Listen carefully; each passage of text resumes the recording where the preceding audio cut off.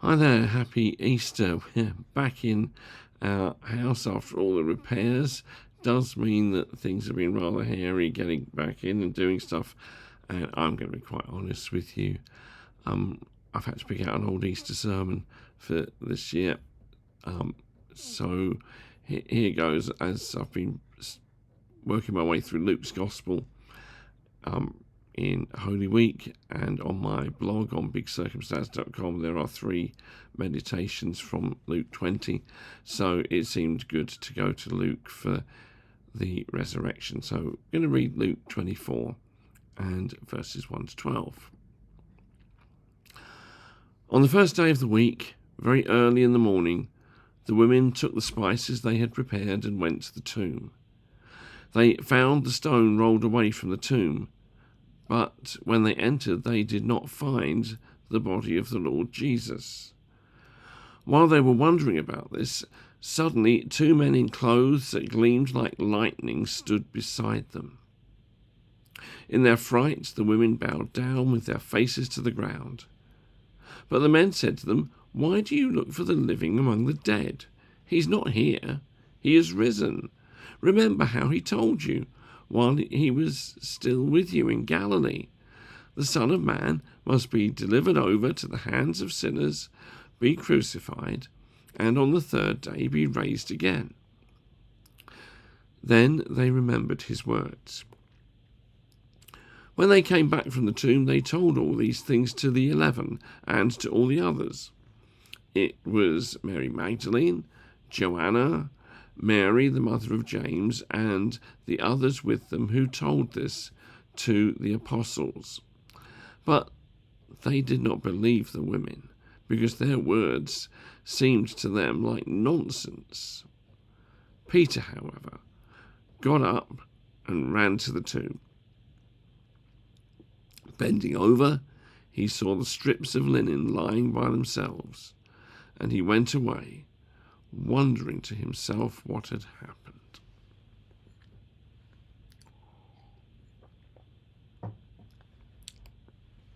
Sometimes when I take a wedding, I like to bring my camera with me. Now, I'm an amateur photographer, and I like to take some images of the happy couple and so on. Not in the middle of the ceremony. I don't suddenly stop and say, "Hold it, just hold the ring there on her finger while I get a shot." Nothing like that. No, after the service.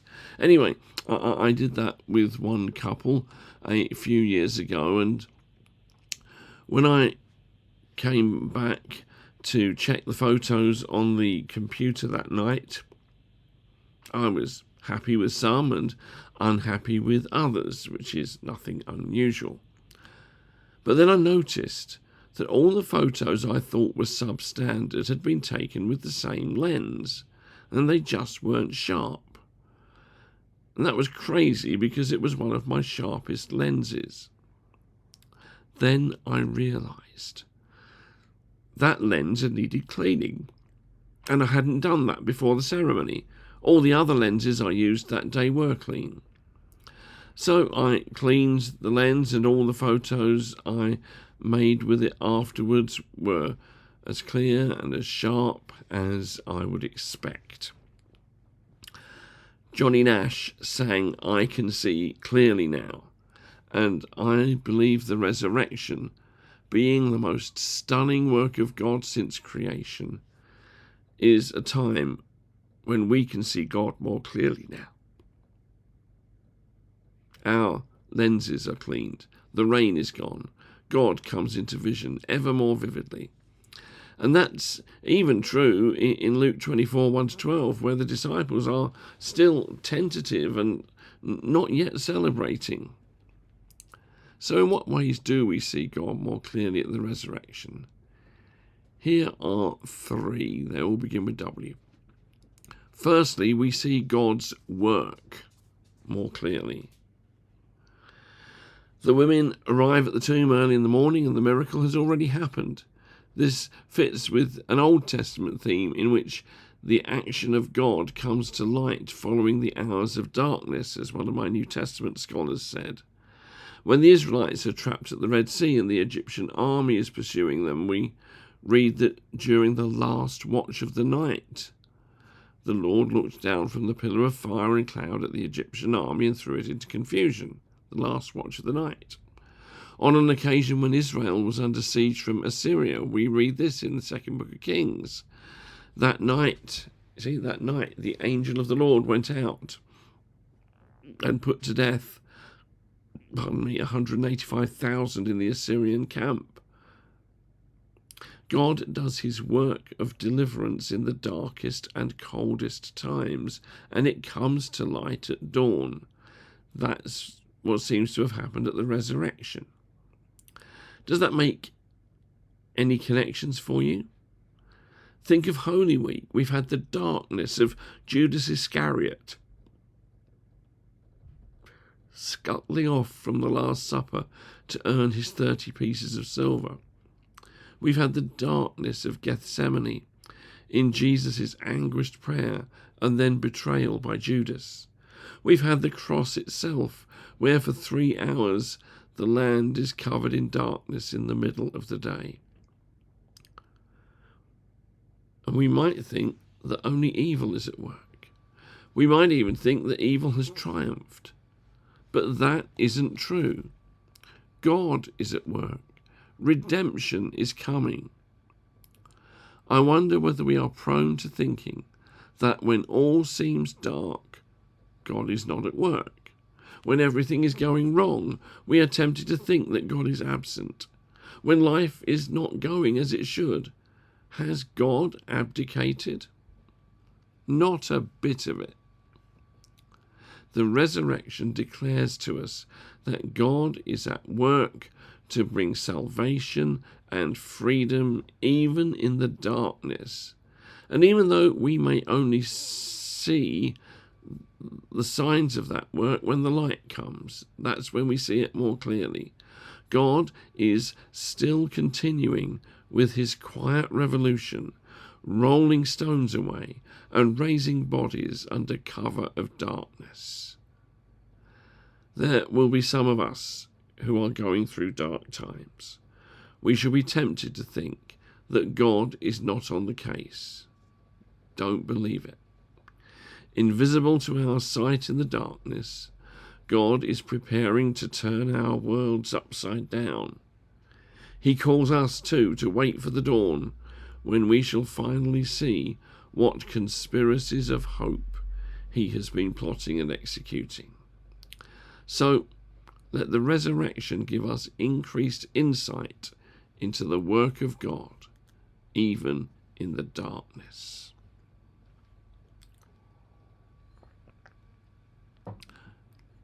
Secondly, we see God's words more clearly.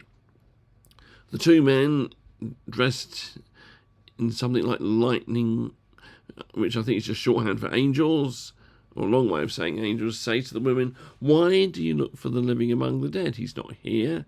He has risen." And then, remember how he told you while he was still with you in Galilee. The Son of Man must be delivered over to the hands of sinners, be crucified, and on the third day be raised again. Then they remembered his words. So Jesus had promised his resurrection on at least 3 occasions to his disciples in the Gospels, but it just hadn't sunk in. They couldn't grasp it. Such a prophecy didn't fit in with their existing understanding of faith and life. And so either they dismissed it, or it just didn't register. They believed that the resurrection of the dead would only happen at the end of time, as it will for everyone except Jesus. And so the words of Jesus just didn't get through. As a result, they denied themselves at the time the hope they would have had even when Jesus was crucified. The resurrection, then, is the greatest case of told you so in history. And what's it like when a human being says, "told you so," to us? They usually tell us with some vigour that we should have listened to them in the first instance. If we are humble, we may reflect on that, regret not listening to them, and wonder what it might have been like had we accepted their word. None of this seems to apply, however, if the person concerned is our spouse. The told you so of the resurrection, though it's said with far greater grace than we mere mortals say it, makes the case for us going back on all the teaching and the promises of Jesus. How many of them just don't seem to fit into our preconceived ideas or into the popular values of our culture? I mean, love your enemies? Well, okay, just so long as they don't take the opposite view on Brexit from me, or Donald Trump. Or forgive 70 times 7? But shouldn't people get what they deserve? Yet if we're called to forgive 70 times 7, how much more does God forgive us? Or what about give to the poor? Well, no, they should get a job. Yes, the words of Jesus certainly rub our culture up the wrong way. It's tempting not to want to hear them or to explain them away.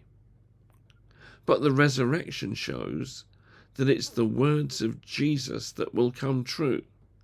It's his teaching that is eternal. It's his promises that will stand for all time, not the promises of the advertisers or the politicians. This Easter, then, let's return to the words of Jesus with renewed confidence and renewed commitment, because truly he has the words of eternal life. So we see God's work more clearly in the light after he works in the darkness. We see God's words more clearly because Jesus' promises come true. Thirdly and finally, we see God's witnesses more clearly. Now, I'm mainly here referring to the women who were the first witnesses to the resurrection. It's a common point to make that if you were going to invent the story of the resurrection, you would never have made your first and most important witnesses women. Generally speaking, women were not accepted as witnesses in Jewish courts of law 2,000 years ago. You can see the disparaging attitude that the male disciples had with Luke's comment in verse 11. But they did not believe the women because their words seemed to them like nonsense. Yet the gospel writers all tell us that women were the first to find the tomb empty. All 4 gospels say that. This becomes testimony to the veracity and honesty of the gospel accounts. Now that's all well and good, but I'd like to take that familiar point further forward. And here's my point. If God can choose unlikely people to be the first witnesses to the resurrection of his Son, does this not show that he can continue to pick people who are unlikely candidates to be his witnesses? I think he can. There are many ways in which Christians like us think that we are disqualified to be witnesses to the risen Jesus. We may say that we're not a trained religious professional with all the appropriate academic knowledge. But Jesus didn't seem too bothered when he called fishermen who had not been chosen by other rabbis to be his disciples. We may say we have disqualified ourselves by sin. But how many of Jesus' original disciples stayed at the cross? Simon Peter disowned Jesus 3 times publicly, and doubtless many of the others effectively did the same. Yet Jesus chooses these people to carry the message of his kingdom into the ancient world after his resurrection and ascension. We may say that we lack the necessary confidence, but God chose Moses, who didn't know how to speak in public, and Gideon, who wanted to hide. They were unlikely witnesses too. So who then do count as God's witnesses? There's a telling story early in the book of Acts in chapter 4. Peter and John have been hauled before the religious bigwigs for having preached the resurrection following the healing of the man at the beautiful gate of the temple. After Peter speaks defiantly to these leaders, Luke notes this in verse 13. When they saw the courage of Peter and John and realized that they were unschooled, ordinary men, they were astonished, and they took note that these men had been with Jesus. Unschooled, ordinary men. Or, if you translate it a little over literally, or you transliterate it, ungrammatical idiots. But the difference was not their education, it was that these men had been with Jesus. That's the qualification. Not alphabet soup after your surname, but being with Jesus. Not charismatic personality, but being with Jesus. Not a perfect life, but one lived with Jesus. Sure, some people will not take seriously our witness to the fact that Jesus is alive. If even the male disciples thought the women's words were nonsense, then we can be sure that some people outside of our faith will certainly think that what we testify to is ridiculous. But from time to time, we will find a Peter. His curiosity was triggered by the witness of the women, and he ran to the tomb, where he found the strips of linen lying in an unexpected way. It wouldn't be long before his curiosity led to full Easter faith. So, in conclusion, you may find this message a challenge. But what I really hope is that you find it to be a series of encouragements. Be encouraged that the resurrection tells us God is still at work in the dark. And when the light comes, we'll see the marvelous things he's been doing quietly. And be encouraged that when Jesus speaks his word to us, he will keep it. The fulfillment of his prophecies in the resurrection show that he is trustworthy.